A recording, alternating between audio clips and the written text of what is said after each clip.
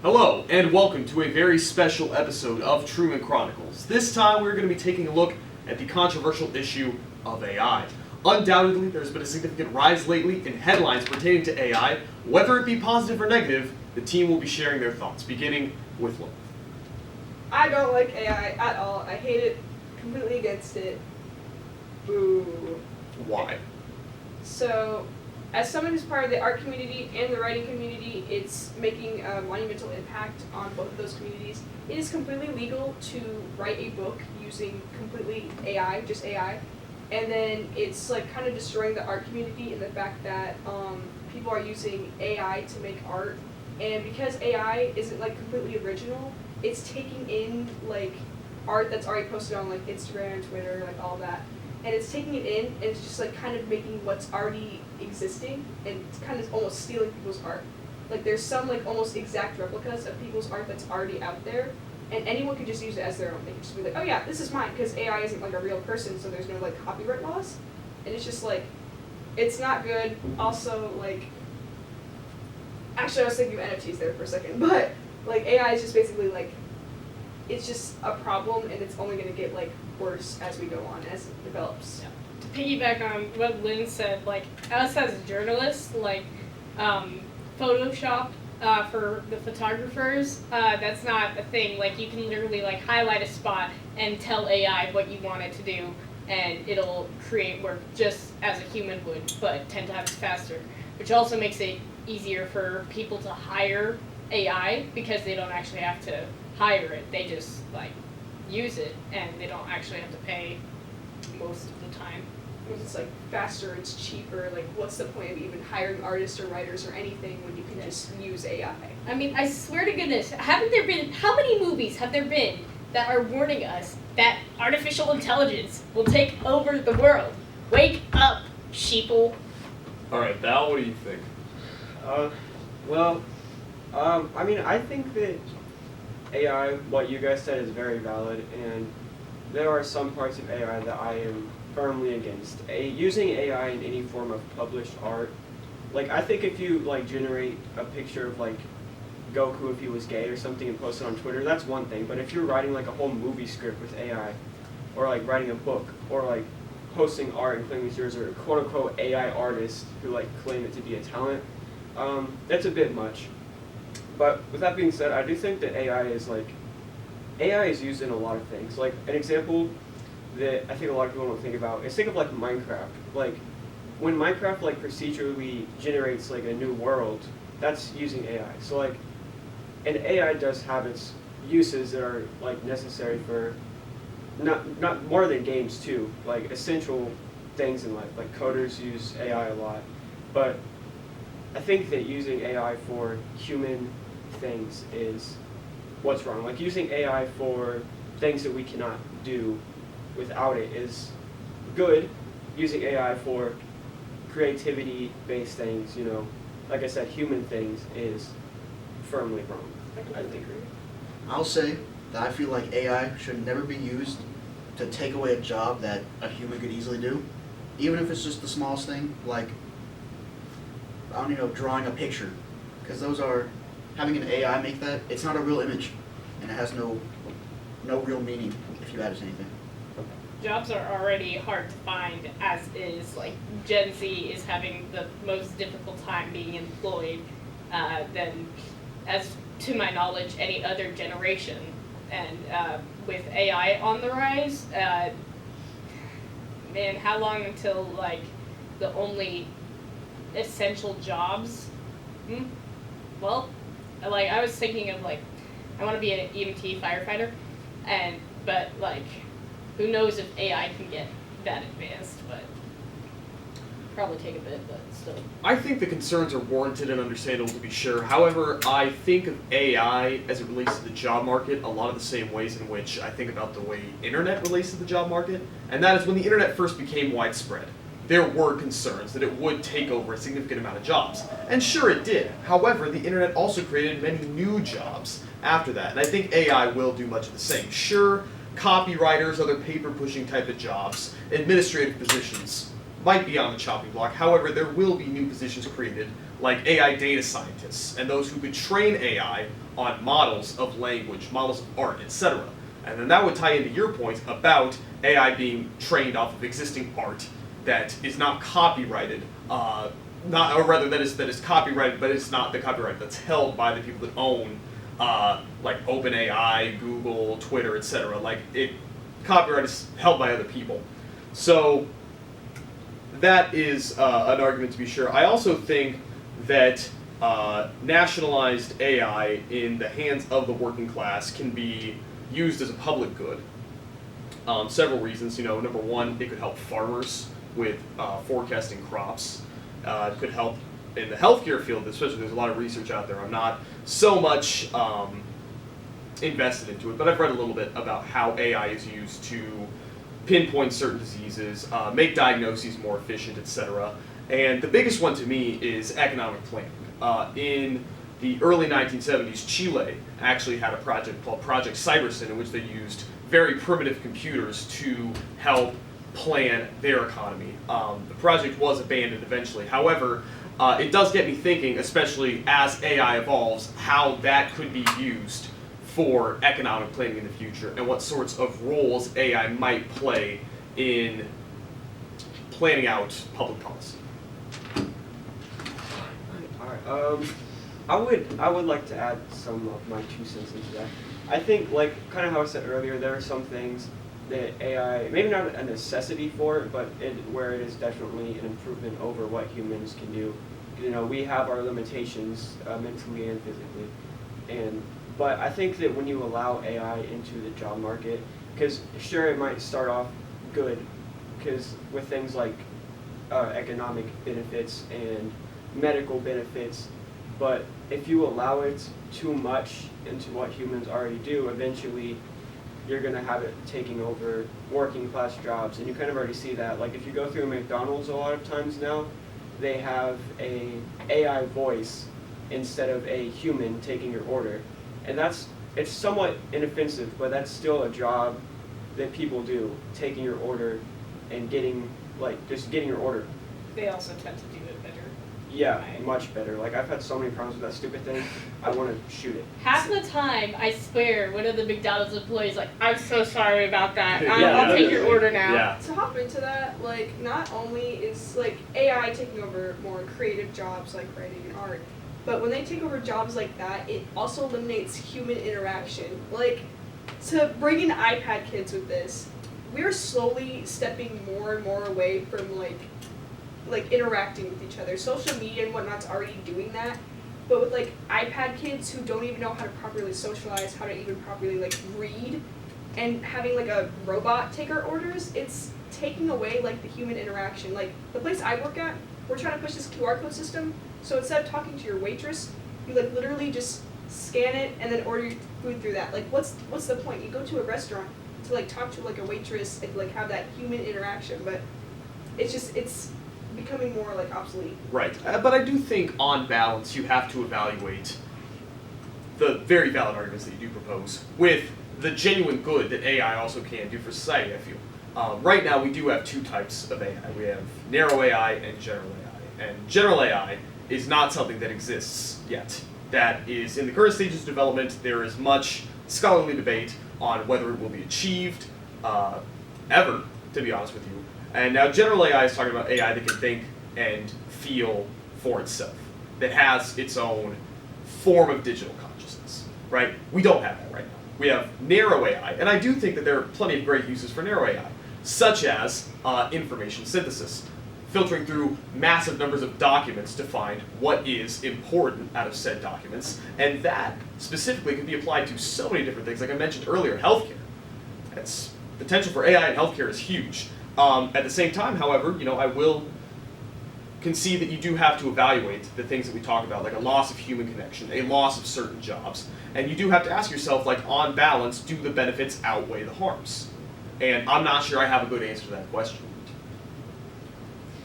I do. Go ahead, Kaisen. I will say, I'm fully for AI. I feel like it's a great device that can be used in many amazing ways, but specifically in the job sense, it should 100% be plan B if you cannot hire someone or have the right person. Going back to like the McDonald's thing, where if you go through the drive-thru, it's an AI now. They still do have the person there, like in the place with the headset on, that would be ready to talk to you. So I feel like that AI there is completely useless because they have someone ready to do it. I forgot what I was gonna say. Oh, never mind.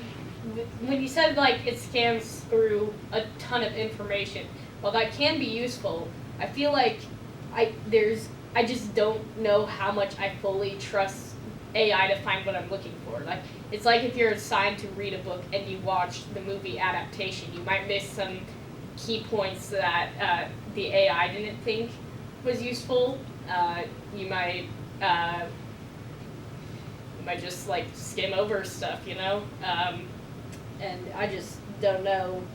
I just really don't think you can trust it. Right, sure. Like, look, narrow AI, even in its current form, is infallible. No matter how good of a picture it can create, no matter how good of an essay it can create, at the end of the day, it is synthesizing information from other places, like you talked about, other previously created artistic works, literary works, etc. So, a while back, I went on ChatGPT and I asked it to spit out a biography of a guy I totally made up. Just a fake philosopher, totally invented in my head, and they write this whole scholarly article as if this guy was real, right? And now, look, there also is, based off of that, the potential for increasing of disinformation and that dissemination of false information, propaganda even, into our information ecosystem, which I do feel is dangerous and does warrant some concern. Disinformation is already a huge problem on social media, and having AI with the potential to deepfake images, video, create false information, yeah, that's a big thing. We saw a while back there was the AI Taylor Swift nudes controversy, which might have been like a little bit silly, just due to the parties involved, but at the end of the day, the fundamental thesis behind it is a valid concern. Yeah, I mean, that is also another thing, like, using AI for things that are illegal. Yeah. That is becoming like a more common thing. Like you see people on Twitter making fake AI, I'm not going to get graphic, but like videos of people that it could be classified as like sexual assault. Yeah, Because you're putting actually, that out harassment, to be sure. there. Yeah. And that's, I don't know, I feel like when it comes to AI, you kind of have to weigh your pros and your cons. Yeah, what were you gonna say? I'm definitely going to put in my 2 cents with that. So recently there was a 14-year-old girl who took her own life due to harassment and AI, because these 2 boys in her class were using AI to make fake nudes of her, and they just kept using this like platform, you know, for something it should not really be used for, as most people are going to do. They're just going to abuse something like that, but it ended up in her taking her own life because it was just too much. And it's just like, where is the limit here? Where there should be like limits to these kinds of things at least, but there isn't. Like maybe like put in, there's like, I don't know, like censoring like probably not like 14-year-old girls nudes, you know, like that should not be a Right, thing that yeah. you should be able to put in. Yeah. That's awful. Two things I have to say to that. Number one is that several platforms, namely OpenAI, since that's just what I'm most familiar with, and I know there's the new Google Gemini that they have, they do prohibit certain like terms, right? But people find a way to bypass that. Yeah, of course. And, you know, going back to the Taylor Swift nudes controversy, the White House did make a statement. They did call for legislation to be passed, which obviously private firms such as OpenAI opposed because they opined that increased regulation would hinder development and potential breakthroughs in the field. And I have a few arguments to that, but to keep it brief, I'll say that I don't think increasing legislation and regulation would necessarily be such a terrible thing. I concur. Yeah. I also concur. My biggest concern with that is like the enforcement Right, of it. and it might be because, nearly like, impossible. Because AI can be in the hands of anyone right now. Like literally on Snapchat, I got the little like AI person, you know. Yeah, it's every like on Instagram you can make those like AI generated GIFs, which is just Yeah, they have AI generated Stickers. stickers too. Yeah, I It's mean, just, like, look, hey, weird. it's fun for me to generate like Black Peter Griffin and send it to my friends, but it's definitely becoming integrated in nearly all online media to a certain extent. It's on social media, it's on practically every search engine. Bing has an AI, Google has an AI, and we're talking about like specific dedicated AI because, of course, there always was to some degree AI involved.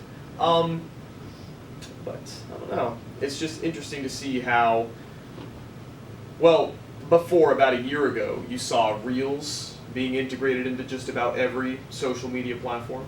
yeah. And that sort of model, because it blew up with TikTok being integrated to other Anything that makes platforms. money. Anything that makes money. Look, ChatGPT blew up, and now suddenly everybody's making an AI chatbot, right? Dolly blew up, now everybody's got an AI image generator. So, I just want to throw out there that, like, in terms of what you were saying earlier about limiting art, like, you can generating the gifs and stuff, like you generated like Black Peter Griffin, Yeah. but like that already kind of exists, like Cleveland. brother. So you're kind of like taking away like the human part of it now, but like for real though. I don't know. I mean, it's just AI. I feel like I've said this before with a lot of technologies, but at what point does it start developing faster than we can handle? And yeah. at what point Valid. do we kind of lose the reins on it? Because Right. like generating misinformation is like it's a very big problem. Like I saw a picture on Twitter of like a fire burning down a huge building in France, and I thought it was real, and I'm not even like, and I think for elderly people, if I thought it was real, I had to like triple check it because unless you look at the tiny details, it looks real until you zoom in and see someone with like 3 fingers. Yeah, right, exactly, yeah. If you're like a 70-year-old grandma and you see this, they're not going to think to look at that because they don't know better.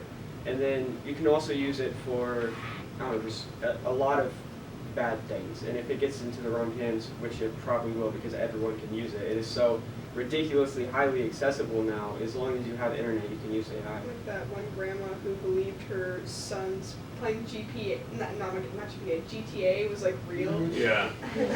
So, we're just about out of time. Let's get final thoughts across the table real quick. I still am not in support of AI. I do think that used for like games and whatnot, it's fine. But when it comes to jobs and like socializing and whatnot, and just art, or like the art and like writer community, that's like something I hold very dear to me, and I know that a lot of other artists do too. Don't like it, but I mean it's useful in some sort of ways, I Right. I think AI just needed to stay where it was like a year or two ago. You know, only a few people had access to it. It wasn't a public thing that anyone could use for their own personal gain. I think that as far as AI goes, while it is like very interesting and it can be fun and it does have very like real and beneficial uses, we have to kind of watch closely and look at how it develops. And I guess just we got to be careful. And I say we, like the 5 of us in the room. I mean like people developing it or people who actively use it often. You just gotta like watch what you're doing, because if it goes too far, which it kind of already has, like can be a very serious thing. I'll say that, in my honest opinion, I believe the pros outweigh the cons when coming to AI. There are some very bad things that can happen with it, but if you think about it as a whole, I feel like there's been much better advancements than there has been bad things that have happened because of it. I concur with Isley. I would have to state that I believe that the pros do outweigh the cons, and I think specifically if AI is in the hands of the people and not private for-profit corporations, that'd be pretty freaking cool. I'll be off to Buffalo and Toronto, so we'll be on hiatus for a week. Keep an eye out for Val's new fun fact of the day, Oh God. and we'll see you next time.